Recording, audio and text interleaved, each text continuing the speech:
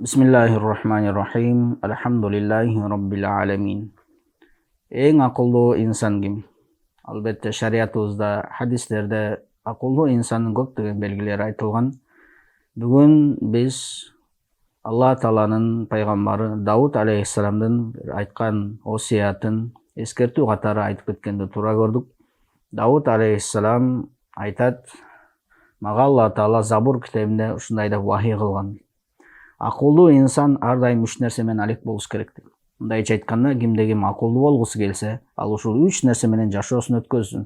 Ушул үч нерсеге жашоосун арнасын, ошол инсан иншалла акылдуу инсандардын катарына кошулат.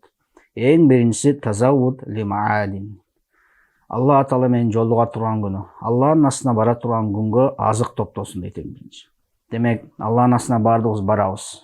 Акыретке Аллах-Таала менен баардыгыбыз жолугабыз. Мына ошол жолугушууга азык топтосо бул дүйнөдө, бул акылдуу инсандын биринчи белгиси дейт. Кантип азык токтойбуз? Албетте жакшылык кылуу менен. Намаз, орозо, зекет, ошол азык мына. Эң акылдуу инсандын биринчи белгиси эмне экен? Тазаввуд лимаат, бул Аллах-Таала менен жолуккан күнгө азык топтошулук дейт. Экинчи акылдуу инсандын белгиси албетте бул жашоодо жашап атабыз. Ушул жашап жүргөндө ва маунатун лимаашин. Бул дүйнөдө жашап жатканда жашаш үчүн да бир мээнет кылсын ал адам. Бирөөнүкүн уурдап албастан, бирөөнү тартып албастан, бирөөнү зордоп, башкача кылбастан адал эмгек кылсын жашоо үчүн. Мына бул да акылдуу инсандын белгиси. Демек жашооңузда жумушуңуз болсо, адал эмгегиңиз болсо, ошо менен үй бүлөңүздү, бир туугандарыңызды, ата энеңизди багып атсаңыз, демек бул да акылдуу инсандын экинчи белгиси экен.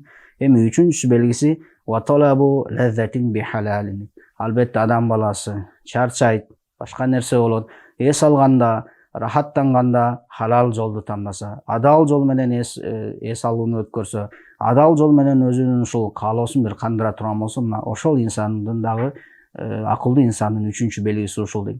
Демек, кимде ким акылдуумун дей турган болсо, мен акылдуу болушум керек дей турган болсо, жашообузду карап көрөт.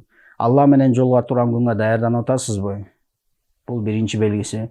Жашооңузда кандай эмгек кыласыз, кандай жумуш иштейсиз, адалбы, арамбы? Бул экинчи белгиси. Үчүнчүсү каалооңузду, мындайча айтканда өзүңүздүн кумарыңызды кантип кандырасыз, адал мененби, арам мененби? Бул акылдуу инсандын үчүнчү белгиси дейт. Демек, ар бирибиз жашообузду карап көрөлүк.